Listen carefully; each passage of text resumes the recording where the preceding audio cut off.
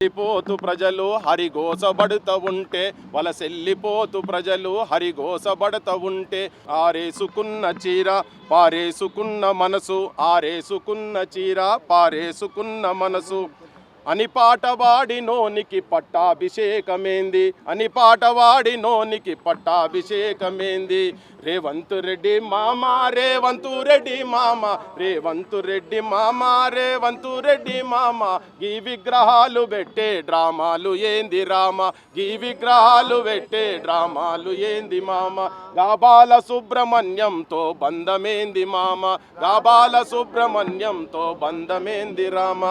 ముఖ్యమంత్రి గారు ఆయన ఈ ప్రాంతపుడు కాదు, ఈ ప్రాంత ప్రజల మీద ఎక్కడా మమకారం ఉన్నోడు కాదు. ఈ ప్రాంతంలో జనాలు కైకూలు చేసుకొని కష్టాలు పడి పూటకెండుతున్న టైంలో ఎప్పుడు వచ్చి ఒక పాట పాడినోడు కాదు. హరిగోస పడుకుంటా దుబాయ్కి బొంబాయికి బతుకులు వలసెల్లిపోతుంటే ఈ ప్రాంత ప్రజల బతుకుల గురించి ఎక్కడన్నా పాట పాడినోడు కాదు. ఇక్కడ కరువు కాటకాలు తాండవం ఆడుతుంటే ప్రజల జీవితాల మీద కాటేస్తుంటే పురుగుల మందు దాగి చచ్చిపోతుంటే కూడా ఎన్నడూ నీ గొంతులకెళ్ళి ఒక పాట కూడా రాలే నీ గొంతులకెళ్ళి రానోడు.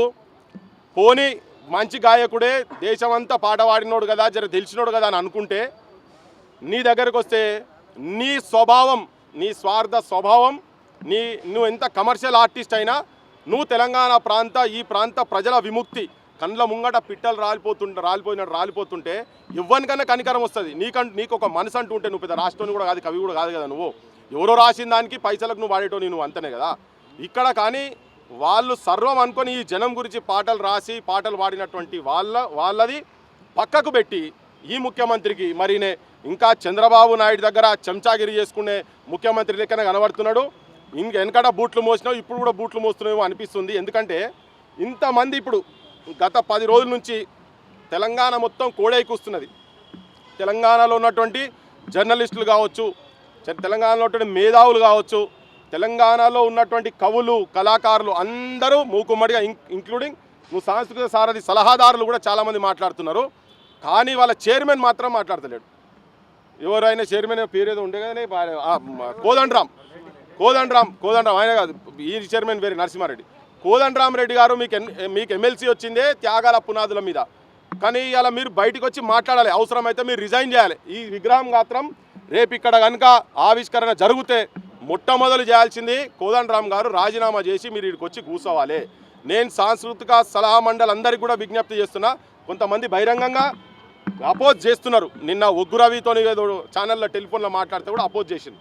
సో ఇంతమంది అపోజ్ చేస్తున్నటువంటి వాళ్ళ సంఖ్య ఎక్కువ ఉన్న తర్వాత కూడా దుస్సాహసం చేసి నువ్వు ఇక్కడ విగ్రహం పెట్టి రాత్రి పాపం మా పోలీసులకు కూడా మంట పెట్టుకొని కూర్చున్నారు. ఇక ఈడో పికెట్ పెట్టాల్సిందే నువ్వు. ఎందుకంటే ఇప్పుడు వాళ్ళు మా పెద్ద మనుషులు వాళ్ళు ఆల్రెడీ చెప్తున్నారు, శపథాలు తీసుకుంటున్నారు. 50 కేసులు ఉన్నాయి, 40 కేసులు ఉన్నాయి, కేసులు ఇంకో కేసు నువ్వు పెట్టినా మేము ఎన్నడో కులగొడతామని. ఇప్పుడు అందరు మా తీరుగానే అయితే ఉండరు కదా, గాంధేయవాదులు ఉండరు. పుసుకునోడ బాంబో పెట్టుకొని వచ్చి పేల్చినా ఎవడేం చేయలేడు కదా. ఇప్పుడు ఫ్రీగా దొరుకుతున్నాయట, వాళ్ళ అన్నలు ఆడ డంపులు పెట్టి ఆడి పెట్టిరట. మరి ఎవరు ఏం చేస్తారో మాకైతే తిరకలే. కానీ పెద్ద మనిషే చెప్తున్నాడు కదా 50 దాటినానే. మేమేం చెప్తున్నాడు, ఆ పెద్ద మనిషికి అగౌరవపరచకండి. మా పాశం యాదగిరి సార్ అయితే డైరెక్ట్ చెప్పి చెప్పులు మెడకేస్తా అన్నాడు. నువ్వు తెలంగాణ వాదులు ఒక పెద్ద మనిషి అని గౌరవించినావు కదా, ఆయనే చెప్తున్నాడు చెప్పులు మెడకేస్తా అని. మేమైతే నిరసన చెప్తున్నాం, కానీ ఒక్కొక్కరి నిరసన ఎట్టెట్టుంటుందో మాకైతే తిరకలేదు. ముఖ్యమంత్రికి కాంగ్రెస్ ప్రభుత్వానికి నువ్వు మెస్సీలను గిస్సీలను తీసుకొచ్చి ఇక్కడ ఎంత ఊరేగినా, నువ్వు అంతర్జాతీయ స్థాయిలో మహిళలను తీసుకొచ్చి ఆఖరికి మీ వాళ్ళు ఇద్దరు పోయి హోటళ్ళలో ఏం పని చేసిరో తెలుసు. ఆ పిల్ల పోయి పాపం లండన్లో పోయి స్టేట్మెంట్ ఇచ్చిన సంగతి కూడా జనానికి అందరికీ తెలుసు. ఆ అపవాదులు ఉన్నాయి. ఇక ఇటువంటిదైనా జరుగుతా మాత్రం తెలంగాణ నిన్ను మర్చిపోదు, తెలంగాణ నిద్రపోదు. మార్క్ మై వర్డ్స్, గుర్తుపెట్టుకో, రేపటి డేట్ గుర్తుపెట్టుకో. ఇది మీరు చాలా గొప్పగా హెడ్లైన్స్ వస్తాయి కావచ్చు ఎల్లుండి, కానీ అది నీ డెత్ లైన్గా స్టార్ట్ కాబోతున్నదని చెప్పి నేను ముఖ్యమంత్రికి కాంగ్రెస్ పాలకులకు తెలంగాణ వ్యతిరేకమైనటువంటి ఆలోచనలు కంటిన్యూస్గా చేస్తున్నటువంటి వాళ్లకు అందరికి విజ్ఞప్తి చేస్తున్నా. ఇగో దీంట్లో ఉన్నటువంటి ఈ ఇన్విటేషన్లో ఉన్నటువంటి పెద్దోళ్ళు కూడా అంతా విగ్రహావిష్కరణకు వస్తున్నట్టు కదా. రేవంత్ రెడ్డి గారు, వెంకయ్య నాయుడు, బట్టి విక్రమార్క, జూపల్లి కృష్ణారావు, కోమటిరెడ్డి వెంకటరెడ్డి, వేం నరేందర్ రెడ్డి, అనిల్ కుమార్ యాదవ్, బండారు దత్తాత్రేయ, కిషన్ రెడ్డి, పొన్నం ప్రభాకర్, ఉత్తమ్ కుమార్ రెడ్డి, శ్రీధర్ బాబు, విజయలక్ష్మి, మల్లు రవి, దానం నాగేందర్, ఇక చాలామంది ఉన్నారు. ఇలా వీళ్ళందరికీ నేను విజ్ఞప్తి చేస్తున్నా, మీరు చరిత్రలో చరిత్రహీనులుగా ఉండబోతున్నారా లేకపోతే చరిత్ర సృష్టిరా చూడండి. ఇగో ఇన్విటేషన్ ఉన్నది కదా, ఈ ఇన్విటేషను మా గుండెల మీద వచ్చి మీరు కాలు పెట్టి మా గొంతుల మీద కాళ్ళు పెట్టి మీరు పోలీసు ప్రహారతో మీరు పెట్టాలనే ప్రయత్నం చేస్తున్నారు కదా. మేము మా తెలంగాణ ప్రజలుగా తీవ్రంగా వ్యతిరేకిస్తూ దీన్ని చింపి వాడేస్తున్నాను నేను. ఇన్విటేషన్ ఇదే రేపు ఏం జరగబోతుందో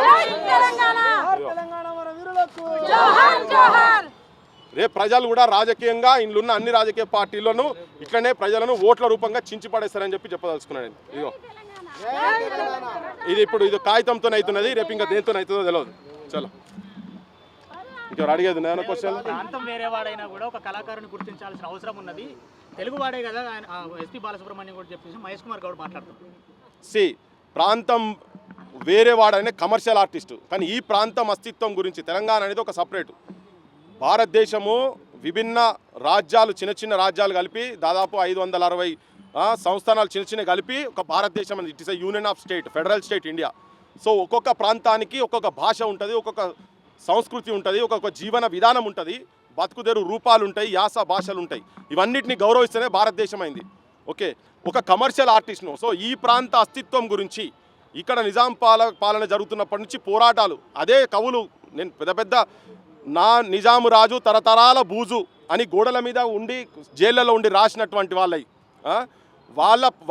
కావాలన్నా, జైళ్ళలో ఉన్న దాశరథి కృష్ణమాచార్య అటువంటి వాళ్ళే పెట్టాలన్నా. ఇక్కడ కథనాన శత్రువుల కుత్తుకల నవలీల ముత్తరించిన బలోన్మత్తులేలిన భూమి వీరులకు కానాచిరా తెలంగాణ సూర్యులకు ముఖచాలరా అని రాసినారు. మరి రావడ వెంకటేశ్వరరావు గారు అసంటోళ్ళ విగ్రహాలు ఉండాలన్నా ఇక్కడ?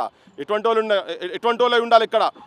అంటే ఒక తిప్పలు అనుకుంటే ఒక తిప్పలు అంటేనేమో కంట్లో పడతా, అనుకుంటే ఏట్ల పడతా, ముందుకేమో రమ్మంటివి నా ముందే నువ్వు ఉంటివి అంటే ఒక తిప్పల అనుకుంటే ఒక తిప్పలని రాసిన అస్పృశ్యత మీద రాసిన ఈ తెలంగాణ గడ్డ ఔన్నత్యాన్ని ఎక్కడికో తీసుకుపోయి జైళ్ళ పాలైనటువంటి ముచ్చల సత్యనారాయణ గారు అసంటోళ్ళ విగ్రహాలు ఉండాలనా? లేదు మా నేరెళ్ళ వేణుమాధవ్ ప్రపంచ స్థాయిలో తీసుకుపోయినటువంటి మిమిక్రీ ఆర్టిస్ట్ నేరెళ్ళ వేణుమాధవ్ గారి ఉండాలనా? ఈ ప్రాంత అస్తిత్వం గురించి కొంగు నడుముకు చుట్టవే చెల్లమ్మ కొడవన్లు చేపట్టవే చెల్లెమ్మ అని రాసినటువంటి వాళ్ళ చరిత్రలు మాకు కావాలనా? లేకపోతే అంటే నేను చెప్పేది ఇక్కడ జైళ్ళ పాలయ్యి ఈ ప్రాంత పేదరికం గురించి వ్యతిరేకంగా కొట్లాడినటువంటి వాళ్ళు, ఈ ప్రాంత భూస్వామ్య వ్యవస్థకు వ్యతిరేకంగా కొట్లాడినటువంటి జైళ్ళ పాలైనటువంటి వాళ్ళై మా గద్దరనయ్య కావచ్చు, ఇటువంటి వాళ్ళ విగ్రహాలు ఉండాలన్నా? గూడంజల విగ్రహాలు ఉండాలి? ఈయన ఉండాలన్నా? ఎటువంటి వాళ్ళు ఉండాలా? ఈయన సంఘ సంస్కర్తన ఏమన్నా? ఒక కిరాయి ఆర్టిస్టు 10 సార్ల 20 సార్ల టేకు అంటే అప్పుడు చూసుకొని పాడతాడు. కానీ ఒకసారి ఇక్కడికి వెళ్ళి గొంతులకెళ్ళి బయటకు వచ్చిందంటే బంద్ చేసినటువంటి కిరాతక పాలకుల ఆలోచననే ఇప్పుడు ఇటువంటి విగ్రహాలు పెట్టుడు, అటువంటి ఆలోచనే ఇది బంద్ చేయాలి. అటువంటి వాళ్ళే ఉండాలన్నా? వాళ్ళ స్థానంలో ఎవరు ఉండాలి? బొచ్చడు మంది తెలంగాణలో ఆత్మ బలిదానాలు చేసుకున్నారు, ఈ ప్రాంత అస్తిత్వం గురించి ఆత్మ బలిదానాలు చేసుకున్నారు. అందుకే ఈ జాగా వాళ్ళ ఇళ్ళలో పెట్టుకొని మాకేం ప్రాబ్లం లేదు, ఇంకెక్కడైనా పెట్టుకొని మా ప్రాబ్లం లేదు. కానీ రవీంద్ర భారతి అంటేనే ఇక్కడ ఒక సంస్కృతి అడ్డ, ఇది ఒక ఐకానిక్ ప్లేస్. ఇక్కడ ఎందుకు ఆయన ఎందుకు పెట్టాలి? మరి ప్రాంతం వాళ్ళ పెట్టిన తర్వాత ఒక చర్చ మొదలవుతుంది. ఇవాళ ఆంధ్రలో చాలామంది మా ముచ్చల సత్యనారాయణ గారు రాసిండ్రు. నాకు ఇప్పుడు అనిపిస్తుంది తెలంగాణ రాష్ట్రం వచ్చిన తర్వాత 12 సంవత్సరాల తర్వాత కూడా ఆంధ్ర పెద్దోళ్ళు మాట్లాడుతున్నటువంటి భాష వాళ్ళ చూస్తుంటే అప్పుడు 56లో ఆంధ్రప్రదేశ్ ఫామ్ అయిన తర్వాత 68లో రాస్తాడు. 68లో జాజిరి జాజిరి కిలకిల జాలపుతాడు ఎన్నడు కాలుతుందో ఆంధ్రలో కాడు వద్దు వద్దంటేనే వచ్చిరి నాడు వచ్చిన వారు తెచ్చిరి కీడు 12 ఏళ్ళు గడిచినా కానీ పుష్కరం ఒక్కటి పోయినా కానీ వేరు బుద్ధి వారు మానరు బాబు పాడు బుద్ధి విడ నాడరు బాబు అని. ఇవాళ మళ్ళీ రాష్ట్రం వచ్చి 12 ఏళ్ళ తర్వాత కూడా ఇంకా వాళ్ళ వేరు బుద్ధి పాడు బుద్ధి మాంతలేరు. వాళ్ళు ఇంకా దుర్మార్గంగా మాట్లాడుతున్నారు. మీకు అన్నం తినుడు సోయలేదురా, మీకు బట్టలు మేమేరా, హైదరాబాద్ మేము వదిలిపెట్టి పోతే మీరు అడక తింటారు. అరే పోన్రా నాయన, మీ కాడ అడక తినే గతి లేక వచ్చి మా దగ్గర బతుకుతున్నారు. మీరు మాట్లాడుతుంటే ఒళ్ళు గాలి మాట్లాడుతున్నాం. ఇలా మా రామ్దాస్ పెద్ద మనిషిని పట్టుకొని నోటికి వచ్చినట్టు మాట్లాడుతున్నారు కొడుకులు. అరే సంస్కారం ఉండాలి కొద్దిగా మీకు మాట్లాడేటోళ్ళకు. వదిలిపెట్టిపోర్రా భయ్, బతుకొచ్చిన వాళ్ళు మీరు పోన్రి.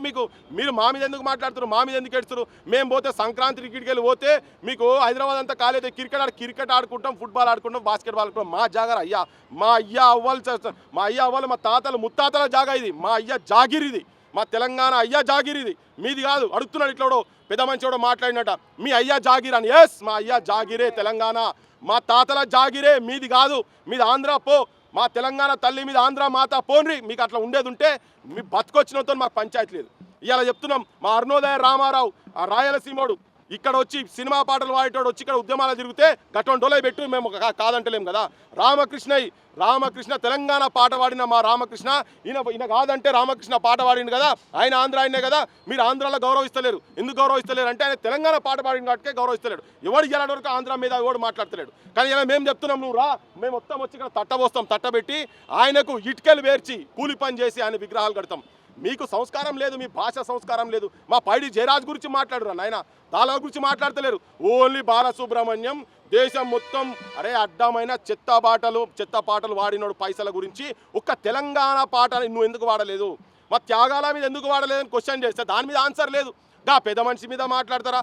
నేను వచ్చినాడు కూడా చెప్పు మీద కూర్చోగినట్టు ఎగురుతున్నాడు. ఆయన పేరేందనే బామ్మడిది శుభలేఖ సుధాకర్ అట. మొత్తం అశుభం చేసిపోతున్నావు నాయన. నువ్వు ఇడా ఈ గడ్డ మీద నువ్వు యాడుంటావో మాకు ఎరకలేదు. చెన్నైలో ఉంటావా, విజయవాడలో ఉంటావా, వైజాగ్లో ఉంటావా మాకు ఎరకలేదు. హైదరాబాద్లో అప్పుడప్పుడు గెస్ట్ హౌస్లు టైంపాస్కి వచ్చిపోతావో తెలియదు. బాలసుబ్రహ్మణ్యం వచ్చినట్టు నువ్వు కూడా టైంపాస్కి వచ్చిపోయావు మాకు తెలియదు. కానీ మా నెత్తి మీద మా గుండె మీద నీ భావ విగ్రహం ఇక్కడ పెట్టి నీ అహంకారాన్ని చాటి చూపుతున్నావు కదా. ఈ అహంకారానికి చాటి చూపే అవకాశం ఇచ్చినటువంటి ఇక్కడ ఉన్నటువంటి కొంతమంది దళారులు, దొంగలు, వాళ్ళ రాజకీయ వ్యవస్థకు బానిసలైనటువంటి రేవంత్ రెడ్డి అసలు రాజకీయ నాయకులు కావచ్చు. ఇంకా కేటీఆర్ నువ్వు కూడా మాట్లాడతలేవు, నీ పార్టీ వైఖరి చెప్తలేవు, నువ్వు కూడా అమ్ముడు పోయినావు. ఎందుకంటే నువ్వు ఆల్రెడీ ఎన్టీఆర్ విగ్రహం పెడతా అంటే మేము కాంస్య విగ్రహం పెడతామన్నావు.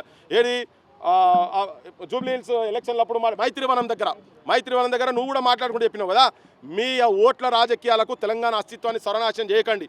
ఈ ప్రాంతం మీద ప్రేమ ఉన్నోళ్ళ మీద మాకెక్కడ కూడా వాళ్ళ మీద ఏ మాత్రం ద్వేషం లేదు, వ్యతిరేకత లేదు. కానీ మీరు ఇక్కడికి వచ్చి మా పొట్టలు కొట్టి మాది తినుకుంటా మా గుండెల మీద అన్నుకుంటా మమ్మల్ని అవమానపరిస్తే మా ఆత్మహత్యలను కూడా అవహేళన చేసినట్టు మాట్లాడిన వాళ్ళతో మాకు పంచాయతీ. ఇప్పటి కూడా మళ్ళీ అదే చెప్తున్నాం. ఆంధ్ర వాళ్ళు ఎవరెవరైతే మేధావులు ఉన్నారో ఇట్లంతా వితండవాదంగా మాట్లాడే వాళ్ళందరూ కూడా ఈ ప్రశ్నలకు మేము లేవనెత్తున్న ప్రశ్నలకు మీరు జవాబు చెప్పండి.